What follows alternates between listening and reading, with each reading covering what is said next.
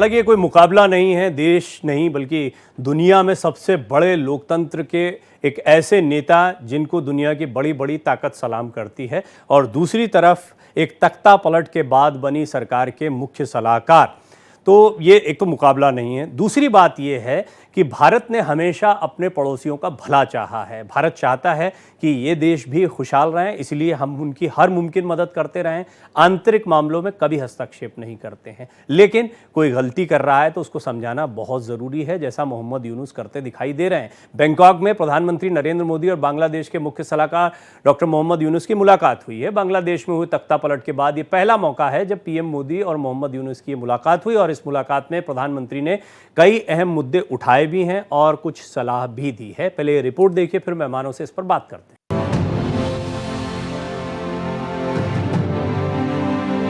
Thailand की राजधानी Bangkok में बिस्टेक शिखर सम्मेलन के दौरान प्रधानमंत्री नरेंद्र मोदी और बांग्लादेश के मुख्य सलाहकार डॉक्टर मोहम्मद यूनुस के बीच हुई मुलाकात करीब 40 मिनट चली। इस दौरान विदेश मंत्री एस जयशंकर और राष्ट्रीय सुरक्षा सलाहकार अजीत डोभाल भी मौजूद थे। बातचीत के दौरान बांग्लादेश में हिंदुओं पर हो रहे अत्याचारों का भी मुद्दा उठाया गया। आइए बताते हैं मोदी और यूनुस की मुलाकात में क्या क्या हुआ। प्रधानमंत्री नरेंद्र मोदी ने लोकतांत्रिक और स्थिर बांग्लादेश के लिए भारत के समर्थन को दोहराया। बांग्लादेश में अल्पसंख्यकों के साथ होने वाले अत्याचार का मुद्दा उठाया। सीमा पर कानून का सख्ती से पालन करने की बात कही। अवैध सीमा पार की घटनाओं की रोकथाम लगाने को कहा। बांग्लादेश ने शेख हसीना का मामला भी उठाया। प्रधानमंत्री नरेंद्र मोदी और मोहम्मद यूनुस की मुलाकात के बारे में विदेश मंत्रालय के सचिव विक्रम मिस्री ने जानकारी दी। माइनॉरिटीज़ की, अल्पसंख्यकों की जो वहाँ पे हालत है और इस विषय को लेके बातचीत में जो दोनों लीडर्स के बीच में हुई, जैसा मैंने अपने रिमार्क्स में कहा, प्रधानमंत्री जी ने इस मुद्दे को खुल के सामने रखा। इसके बारे में हमारी गहरी चिंता उन्होंने जताई और इसका असर जो बाकी समाज पे होता है उसके बारे में प्रोफेसर यूनुस को अवगत कराया। पिछले 5 अगस्त 2024 को बांग्लादेश में छात्र आंदोलन के चलते शेख हसीना को प्रधानमंत्री पद से इस्तीफा देकर देश छोड़कर भागना पड़ा था और उन्होंने भारत में शरण ली थी। मोहम्मद यूनुस सरकार शेख हसीना के प्रत्यर्पण को लेकर भारत को लेटर भी लिख चुकी है। बांग्लादेश में हुए इस बदलाव के बाद ये पहला मौका है जब पीएम मोदी और मोहम्मद यूनुस की मुलाकात हुई है। Bureau report, Bharat express. तो बड़ा अच्छा पैनल मेरे साथ मौजूद है। बिना वक्त गवाए सीधे बातचीत करते हैं। ग्रुप कैप्टन यूके देवनाथ, रक्षा विशेषज्ञ के तौर पर, अमृतांशु राय, वरिष्ठ पत्रकार, और Sanjeev Srivastava ji, expert foreign affairs. आप तीनों का बहुत बहुत स्वागत है। ग्रुप कैप्टन देवनाथ, शुरुआत आपसे। मुझे बताएं, एक मुलाकात भी कई बार काफ़ी होती है बहुत सारी चीज़ों को दुरुस्त करने के लिए। आपको लगता है ये मुलाकात ज़रूरी थी और ये कुछ रिश्तों को थोड़ा बेहतर करेगी? प्रवीण जी, बहुत ही महत्वपूर्ण बातचीत हुई और इस बातचीत का होना इसलिए भी जरूरी था क्योंकि अगस्त के महीने से ही दोनों तरफ की जो मीडिया थी और दोनों तरफ की जो सोशल मीडिया थी वो बहुत तरह की भ्रामक खबरें फैला रही थी। इस बातचीत से एक चीज तो तय हो गया है कि विदेश मंत्रालय का जो जॉइंट स्टेटमेंट है वो दोबारा से यह कंफर्म कर रहा है कि भारत और बांग्लादेश जो हैं बहुत मजबूत मित्र देश हैं। मोदी जी की जो बैठक हुई मोहम्मद यूनुस के साथ, जाहिर बात है शुरुआती बिंदु यही रहा कि बांग्लादेश में माइनॉरिटीज, जब हम माइनॉरिटीज कहते हैं तो खासतौर से हिंदूज के ऊपर जो अत्याचार हुआ, मोहम्मद यूनुस ने, जाहिर बात है, उन्होंने भरोसा दिलाया है कि जैसे जैसे उनकी पकड़ बांग्लादेश की एडमिनिस्ट्रेशन पर मजबूत होगी वो इसके बारे में गहन अध्ययन करेंगे और एक अंग्रेजी में शब्द होता है व्हाइट पेपर, यानी आने वाले समय में वो अपनी जो सुरक्षा एजेंसीज हैं, चाहे वो आर्मी हो या पुलिस हो या बांग्लादेश की जुडिशरी हो, उसकी मदद से एक डॉक्यूमेंट रिलीज करेंगे बांग्लादेश की पार्लियामेंट में, जहां पर बताएंगे कि कहां कहां किस किस माइनॉरिटी यानी किस किस हिंदू को निशाना में लाया गया, उसका घर कहां था, किसने उसको नुकसान पहुंचाया, सबसे बड़ी बात है कितने लोगों को उस केस में एफआईआर होने के बाद पकड़ा गया। तो बहुत ही बड़ी डेवलपमेंट है। ये भारत में जो भावनाओं को थोड़ा चोट पहुंची थी उस पर मरहम हाँ, हालांकि लगाएगा। देखिए, आप, मुझे याद है आप ही ने ये बात रखी भी थी कि वहां पर अपने आप को सत्ता में बनाए रखने के लिए वो जो उपद्रवी तत्व थे उनका साथ लिए रखना भी इनको जरूरत महसूस हुई है मोहम्मद यूनुस को, जो नोबेल प्राइज विजेता हैं और शांति की बात करते हैं, लेकिन उन्होंने किस तरह के लोगों का सहयोग, मैं इसको थोड़ा समझूंगा उस संदर्भ में जो बात आपने पहले कही थी। संजीव जी, ये भी होता है कि ऐसे राष्ट्राध्यक्षों की या बड़े नेताओं की मुलाकात यूं ही नहीं कि हम जा रहे थे चलते चलते चलो मुलाकात हो गई, वेल प्लान्ड होती है, पहले से पता होता है कुछ समय पहले से। तो पहले पाकिस्तान जाना, फिर चीन जाना, चीन में तमाम बयान दे देना, फिर बिम्स्टेक में प्रधानमंत्री ये मुझे लगता है कि जैसे मोहम्मद यूनुस को पता है कि किस सीरीज में मुलाकातें होनी है या बातें होनी है। क्या इसको ऐसे भी देखना चाहिए? देखिए, ये जो मोहम्मद यूनुस का जो वर्किंग स्टाइल है उसके ऊपर अभी भी जाहिर है कि बहुत भरोसा नहीं किया जा सकता, क्योंकि अभी तक उनका जो अंतरिम सरकार के मुखिया के तौर पर जो परफॉर्मेंस रहा है वो संतोषजनक नहीं है, ये तो बात बिल्कुल स्पष्ट है। लेकिन भारत के प्रधानमंत्री ने उनकी सारी विफलताओं के बावजूद भी अगर मोहम्मद यूनुस से मिलने की जो पहल की है, जो मुलाकात की है, वो इस बात को दर्शाता है कि भारत अपने पड़ोसी राष्ट्रों के साथ जहां तक संभव हो सके एक सहयोग का रवैया अख्तियार करके रखना चाहता है और एक कंस्ट्रक्टिव एंगेजमेंट को बनाए रखना चाहता है। प्रवीण जी, आपने देखा होगा कि मालदीव्स में भी ऐसी ही स्थितियां थी। मालदीव्स में भी जो आंतरिक रूप से वहां पर काफी अस्थिरता वाली स्थिति देखी जा रही थी। एक इंडिया आउट कैंपेन वहां पर चल रहा था। जब मोहम्मद मोइज्जू चुनाव लड़ रहे थे तो एक इंडिया आउट कैंपेन चल रहा था, और उसके बाद जब उनकी सरकार बनी तब भी उन्होंने अनेक ऐसे कदम उठाए कि जिसकी वजह से भारत में बहुत गहरी नाराजगी थी। लेकिन उसके बावजूद भी भारत की सरकार ने मोहम्मद मोइज्जू की सरकार के साथ, जो मालदीव्स की राष्ट्रपति हैं, उनके साथ अपने संपर्कों को बनाए रखा और उसका परिणाम ये हुआ, इस धैर्यपूर्वक और एक संतुलित अप्रोच का परिणाम ये हुआ कि जब मालदीव्स की सरकार को लगा कि अब उसकी इकोनॉमी पूरी तरीके से ध्वस्त हो सकती है, तो उसने भारत के साथ अपने संबंधों को बेहतर करने में ही अपनी भलाई समझी और अभी दोनों देशों के संबंध अच्छे हैं। उसी तरीके की जो स्थितियां हैं बांग्लादेश में भी है। बांग्लादेश में आंतरिक रूप से स्थितियां अभी भी बहुत चिंताजनक है। बांग्लादेश में गहरी साजिश रची गई जिसमें कि रेडिकल इस्लामिस्ट अतवादी आतंकपरस्त ताकतों ने एक चुनी हुई सरकार को अपदस्थ किया, शेख हसीना को अपदस्थ किया, और जाहिर है कि उसके बाद अराजकता, हिंसा और एक छात्र आंदोलन की आड़ में जो लोकतंत्र को एक बिल्कुल अंधकारमय स्थिति में पहुंचा देने का कार्य है वो वहां पर किया गया है। लेकिन भारत ने, और हिंदू कम्युनिटी पर जो हमले हो रहे हैं वो तो भारत ने के प्रधानमंत्री ने लाल किले की प्राचीर से इसके बारे में अपनी चिंता व्यक्त की थी जब 15 अगस्त को उन्होंने अपना संबोधन दिया था। उसके बावजूद भी यदि आज प्राइम मिनिस्टर मोदी मोहम्मद यूनुस की के साथ इस मुलाकात के लिए अगर तैयार हुए तो ये भारत की कंस्ट्रक्टिव अप्रोच को दर्शाता है। भारत जाहिर है कि बांग्लादेश के इस्टेब्लिशमेंट के साथ अपने संपर्कों को बना के रखना चाहता है और वहां की स्थितियों को एक, हाँ, खैर ये तो तभी तय हो गया था जब इस तरह का तख्ता पलट या जब आए थे मोहम्मद यूनुस, तभी तय हो गया था। भारत ने अपने स्टैंड को तभी क्लियर कर दिया था, सहयोगात्मक रिश्ते और जैसे रिश्ते चले आ रहे हैं वैसे बने रहेंगे, ये बात भी स्पष्ट की थी। हालांकि यहाँ पर एनर्जी वेस्टेज बहुत ज़्यादा हो जाता है जब आप इस तरह के किसी मसले में बहुत ज़्यादा उलझ जाते हैं। और भारत, जो आप कहते हैं, हर बार इस्तेमाल करते हैं शब्द धैर्य का, तो धैर्य का इस्तेमाल करता है। मालदीव का एक अच्छा एग्जाम्पल आपने दिया, उससे बात को और स्पष्टता से समझा जा सकता है। अमृतांशु जी, लेकिन जिस तरह के बयान दिए गए, चाहे वो 7 सिस्टर्स के बारे में चिकन नेक वाली जो बात कही गई, या ये कहा गया कि हम ही समंदर पर राज कर रहे हैं इस क्षेत्र में, इतनी बड़ी बात कहना ये अपने आप में दर्शाता है कि आप एक तरह से धमकी दे रहे हो भारत को। और दूसरा, मोहम्मद यूनुस खुद अपनी आंतरिक जो वहाँ की सियासत चल रही है, फौज से भी थोड़ा डरे हुए हैं, कब वहाँ फिर तख्ता पलट हो जाए, कब फौज काबिज हो जाए, कुछ कहना बड़ा मुश्किल होता है। इन सारी परिस्थितियों के बीच में मोहम्मद यूनुस और उनके बयानों को देखते हुए आप कितनी गंभीरता से लेंगे और उनसे बात करने का कोई मतलब है, निकलता है, नहीं निकलता है? देखिए, 2 पहलू हैं इस पूरे मामले में। एक है कि दुनिया बांग्लादेश को किस तरह से देखती है और बांग्लादेश को भारत किस नजरिए से देखता है। ये दोनों पर्सपेक्टिव अलग अलग हैं, और जैसे ही पहला पर्सपेक्टिव आएगा कि दुनिया बांग्लादेश को कैसे देखता है और दुनिया उनके फिलहाल जो सलाहकार है बांग्लादेश सरकार के, उनको कैसे देखता है, तो उसमें आपको प्रत्यक्ष हो जाएगा कि ये चाइना के पास जाए, अमेरिका के पास जाए, रशिया के पास जाए या मार्स चले जाए, कौन सा देश इनको कितनी गंभीरता से लेता है वो बताने की आवश्यकता नहीं है। एक तो रही बात ये कि दुनिया बांग्लादेश को किस नजरिए से देखता है, भारत बांग्लादेश को किस नजरिए से देखता है। ये बात सत्य है कि हमारा एक छोटा सा जमीन का टुकड़ा है जो नॉर्थ ईस्ट को जोड़ता है, जो चिकन नेक, एक बहुत ही संवेदनशील इलाका है और वहां पे हम लोगों का इंटरेस्ट है। उस चीज को ध्यान में रखते हुए भी बांग्लादेश के सलाहकार ने चीन में जाकर के इन चीजों पे चर्चा की, वो बहुत बड़ी बात है।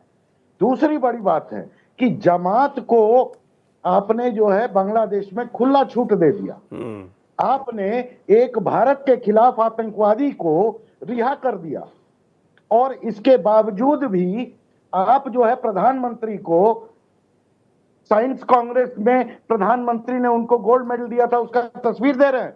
शर्म भी नहीं आती इनको। भारत के पास क्या कैपेबिलिटी है बांग्लादेश को लेकर के उसको बताने की जरूरत नहीं है। लेकिन असलियत यह है कि जिस देश का वजूद भारत की वजह से है वो देश ना, और ये कोई मालदीव नहीं है, ये कोई टापू देश नहीं है, इसका नॉर्थ ईस्ट से बॉर्डर जुड़ा हुआ है और बंगाल से जुड़ा हुआ है और इसीलिए यह संवेदनशील है। धैर्य की बात जहां तक है, प्रधानमंत्री और भारत के विदेश मंत्रालय के पास धैर्य की कमी नहीं है। हम लोग उस लंबी रेस के घोड़े हैं जरूर, लेकिन मौजूदा हालात बिल्कुल काबू में नहीं है और ये बात सबको समझना चाहिए और यही असलियत है आज की। क्या ग्रुप कैप्टन देवनाथ, मैं दोनों का कमेंट चाहूंगा ब्रेक पर जाने से पहले तो ग्रुप कैप्टन देवनाथ आप बताएं, हालात बिल्कुल काबू में नहीं, वर्तमान हालात को भारत की सुरक्षा, इस क्षेत्र की सुरक्षा के दृष्टिगत, और अमृतांशु जी ने जो बात कही उसको अगर और थोड़ा आगे बढ़ाकर आप बताना चाहें तो आप कितना इत्तेफाक रखते हैं? देखिए डॉक्टर प्रवीण, एक चीज पक्की है कि मोदी जी ने जो बात की या कोई भी विदेश मंत्रालय से बात निकल रही है वो इस तरह से निकल रही है कि अब से भारत जानता है कि दिसंबर तक मोहम्मद यूनुस वहां के सर्वसर्वा हैं, तो उनको इतनी तो वरीयता देनी ही पड़ेगी, इतनी तो इंपॉर्टेंस देनी ही पड़ेगी, क्योंकि वहां पत्ता भी हिलेगा तो उन्हीं की मर्जी से हिलेगा। भारत सरकार ने बोल दिया कि हम बांग्लादेश के अंदर कोई पत्ता नहीं हिलाना चाहते हैं, कोई आंतरिक इंटरफेरेंस नहीं करना चाहते हैं। विदेश मंत्रालय के जॉइंट स्टेटमेंट में फिर से आ गया है।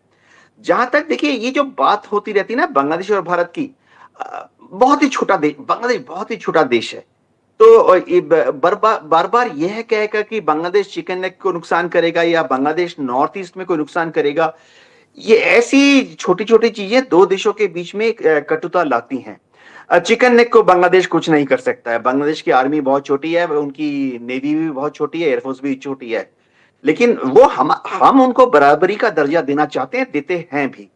नॉर्थ ईस्ट है, हमारी इंटेलिजेंस एजेंसीज की पकड़ बहुत अच्छी है, हमको कोई चिंता नहीं है। वहां पे सीआरपीएफ है, बीएसएफ है, असम राइफल्स है, बहुत मजबूत पकड़ है जमीन पर। बांग्लादेश आईएसआई चाहे के भी कितनी भी कोशिश कर ले, बांग्लादेश से कुछ नहीं कर सकती है।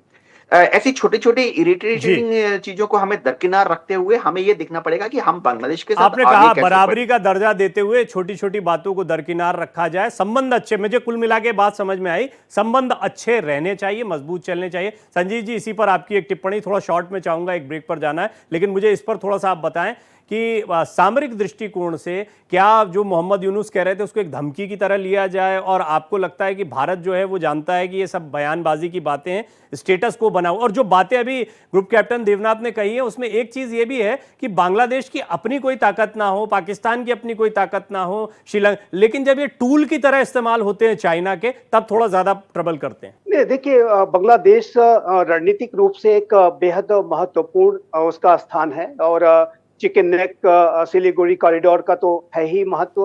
साथ ही साथ जिस तरीके से आपने स्वयं कहा कि चाइना और पाकिस्तान जैसे राष्ट्र इस टेरिटरी का जो इस्तेमाल है वो भारत विरोधी एजेंडे के कर सकते हैं, वो साजिशें रच सकते हैं। इस सारी स्थितियों को ध्यान में रखते हुए बे ऑफ बंगाल जो कि स्ट्रेटेजिक रूप से बेहद महत्वपूर्ण है और वहां पर जो बांग्लादेश के साथ हमारे जो संबंध है उस लिहाज से भी बेहद महत्वपूर्ण है कि उस क्षेत्र में जो है चाइना बहुत ज्यादा अपनी दबदबे को न बढ़ा पाए। और जाहिर है कि जो बिम्स्टेक के जो पूरे जो सम्मेलन में जो बे ऑफ बंगाल का जो महत्व है वो जाहिर है कि सबसे वो उभर करके सामने आया है। तो मेरा ऐसा मानना है कि बांग्लादेश के जो अंतरिम सरकार की इस मुखिया के द्वारा जो बयान दिए जाते हैं उसे गंभीरता के साथ लेना चाहिए। लेकिन भारत ये अपेक्षा करेगा कि इस तरीके के बयानबाजियों से वहां की जो अंतरिम सरकार बचेगी तो वो ज्यादा बेहतर होगा। भारत अपने नॉर्थ ईस्ट के जो राज्यों की जो सुरक्षा है उसको करने में पूरी तरह से समर्थ है, सक्षम है। और भारत की अगर सॉवरेनिटी और टेरिटोरियल इंटेग्रिटी पर किसी तरीके के कोई सवालिया निशान खड़े किए जाएंगे तो यह भारत को बिल्कुल भी स्वीकार नहीं होगा। और भारत, आप जानते हैं कि हर तरीके की कार्रवाइयों को करने में हम समर्थ हैं, सक्षम हैं। और भारत अपनी 1 इंच की जमीन के साथ भी कभी हम किसी के मामलों में दखल देते नहीं, हम किसी के मामलों में दखल देते नहीं, लेकिन अपनी सुरक्षा करने के लिए पूरी तरह तैयार रहते हैं। इसलिए हम कहते हैं डिफेंस आर्मी। हमारे यहाँ डिफेंस शब्द का इस्तेमाल है। अमृतांशु जी, हम जानते हैं ऐतिहासिक महत्व बंगाल का या बंगाल प्रोविंस का उस समय से कि ये समुद्री आयात निर्यात के लिहाज से, व्यवसाय के दृष्टिकोण से कितना महत्वपूर्ण क्षेत्र रहा है, आज भी है। तो क्या हम इस दृष्टिगत भी देखते हैं कि बात सिर्फ सामरिक नहीं कि चीन कहीं से सेना ले आए और ये तो ठीक है, आजकल इस तरह की लड़ाइयाँ होती भी नहीं है, मतलब आमतौर पर नहीं होती हैं। रूस यूक्रेन छोड़ दिया जाए, इजराइल हमास छोड़ दिया जाए या वैसी परिस्थितियां ना हो तो, लेकिन आजकल इकोनॉमिक्स की लड़ाई ज़्यादा है और इस लिहाज से बांग्लादेश हमेशा इंपॉर्टेंट रहा है। क्या आपको लगता है इसलिए भी हम थोड़ा इसको ट्रैक पर रखना चाहते हैं रिश्तों को? इकोनॉमिक्स की जहां तक बात है, आपको इस बात की जानकारी होगी कि जैसे जैसे समर्स, गर्मियां आ रही हैं ना, वैसे वैसे बांग्लादेश को ये याद आएगा और प्रोफेसर यूनुस को ये ध्यान आएगा कि भारत का महत्व क्या है।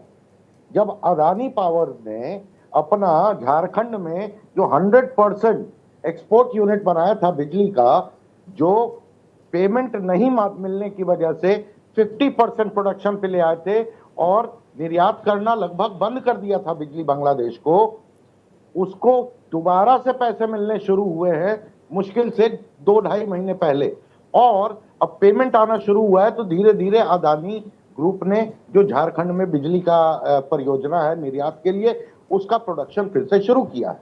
गर्मियां आने दीजिए, महंगाई बढ़ने दीजिए, फिर देखिए आप बांग्लादेश को कि बांग्लादेश को इस बात का की जानकारी होगी कि भारत का महत्व क्या है। जी संजीव जी, लेकिन इसी चीज को मैं थोड़ा सा और एड ऑन करते हुए, श्रीलंका, पाकिस्तान के आप देखिए कि वहां पर कई तरह के इंफ्रास्ट्रक्चर बेशक अपने फायदे के लिए बनाए, लेकिन चाइना ने बनाना शुरू कर दिए थे। वो यही देखते हैं कि इनकी चुनौतियां क्या क्या है, उस चुनौती में हम कैसे सब्स्टिट्यूट बनकर सामने आ सकते हैं और उसको वो यूटिलाइज करते हैं। बट फिर भी मैं ये जानना चाहूंगा कि हमारे वैसे अगर व्यावसायिक रिश्ते देखें तो चीन, जिसकी हम बार बार बात करते हैं, उससे सबसे ज्यादा है।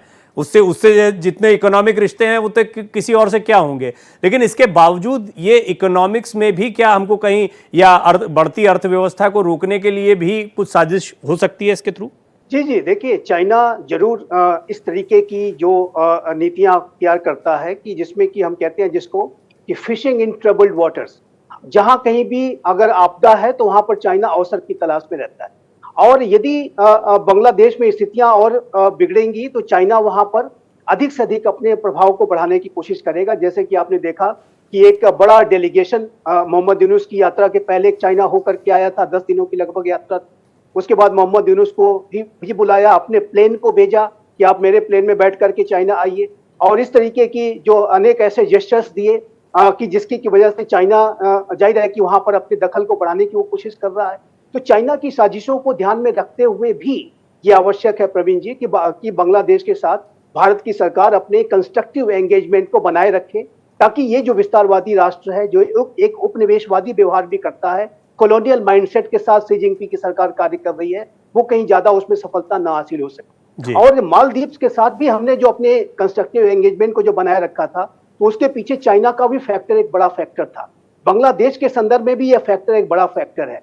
तो मेरा ऐसा मानना है कि भारत की सरकार के द्वारा ये जो निर्णय लिया गया कि प्राइम मिनिस्टर मोदी, जो कि एक विश्व नेता की छवि रखते हैं, वो मोहम्मद यूनुस की एक अंतरिम सरकार के मुखिया के साथ यदि मुलाकात करने का निर्णय अगर लिया गया तो एक अच्छा निर्णय है और अनेक पहलुओं को ध्यान में रखते हुए लिया गया, चाइना की आर्थिक साजिशों को ध्यान में रखते हुए लिया गया। और ये अमृतांशु जी से मैं बिल्कुल सहमत हूँ कि जैसे जैसे थोड़ा समय बीतेगा और बांग्लादेश को जब भारत के ऊपर जो उसकी इकोनॉमिक डिपेंडेंसीज कितनी बड़ी है, जब इसका एहसास होगा तो फिर वो back on track ये आपने अवश्य बड़ी आएगा वहाँ महत्वपूर्ण के बात कही। engagement के साथ।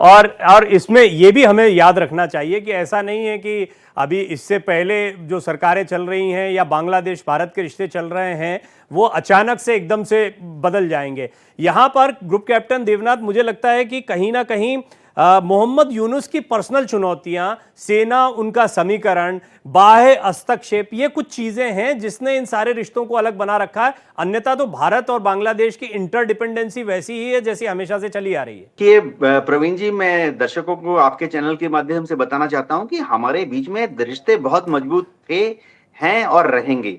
अभी जो हो रहा है ये बांग्लादेश की इंटरनल जो सरकार है, इनके सर्वाइवल के लिए है। मोहम्मद यूनुस को मालूम है कि वो ये जो अवांछनीय तत्व है, मैं रिलीजियस एंगल पे नहीं जाऊंगा, कि मोहम्मद यूनुस को मालूम है कि इन अवांछनीय तत्वों की मदद से ही वो पावर पे हैं।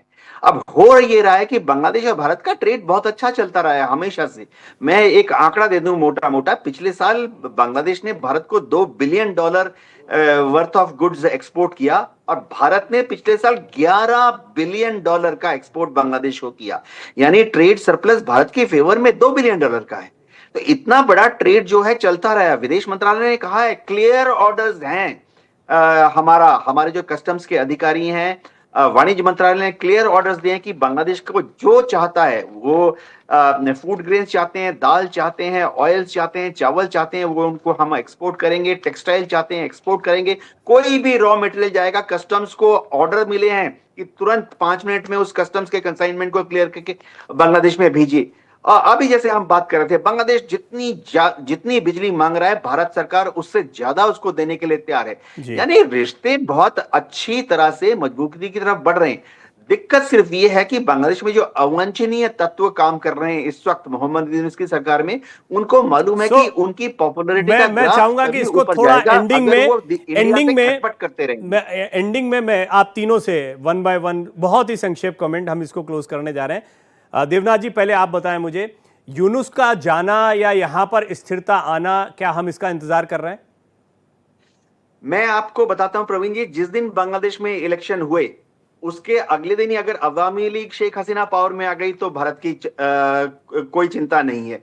अगर बीएनपी भी पावर में आती है, खालिदा जिया भी आती जी, खालिदा बेगम खालिदा जिया अगर पावर में आती हैं तो भारत को कोई चिंता की बात नहीं है। लेकिन अब बहुत रिमोट चांस है कि ये अवांछनीय तत्व जो मोहम्मद यूनुस के साथ पावर में आएंगे, अगर ये लोग पावर में आते हैं तो भी आप देखेंगे टेंशन कम हो गई है, क्योंकि टेंशन हो रही है इलेक्शन में जीतने मैंने जैसा कहा था ये बड़ा इंपॉर्टेंट पॉइंट है, लेकिन मैं तीनों को शामिल करना चाहूंगा। संजीव जी, आप भी मुझे बताएं। और एक ऑप्शन ये भी है कि सेना यहां पर आ जाए, वो तो हमेशा हर एक देश के लिए बहुत बुरी बात होती है। देखिए, सेना की जो भूमिका है वो बांग्लादेश में बहुत ही केंद्रीय है।